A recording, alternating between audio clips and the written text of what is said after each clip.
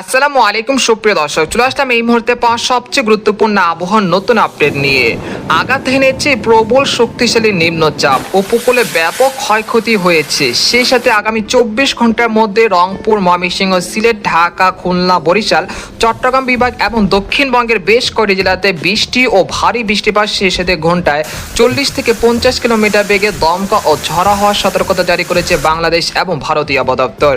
আজ 29 মে বৃহস্পতিবার এবং আগামীকাল 30 মে শুক্রবার কেমন থাকতে চলেছে আগামী 24 থেকে 48 ঘন্টার আবহাওয়া বাংলাদেশ থেকে শুরু করে ভারতের দক্ষিণবঙ্গ, আসাম, মেঘালয় এবং উত্তর থেকে ত্রিপুরা রাজ্যে আগামী 24 থেকে 48 ঘন্টার মধ্যে কোন কোন জেলাগুলোতে এই নিম্নচাপের প্রভাবে বৃষ্টি ও ভারী বৃষ্টিপাত হতে পারে এবং এই মেঘ বৃষ্টির প্রবণতা কতদিন পর্যন্ত চলমান থাকতে পারে। তো এই বিষয়ে আরো বিস্তারিত জানতে হলে ভিডিওটি সম্পূর্ণ দেখতে থাকুন।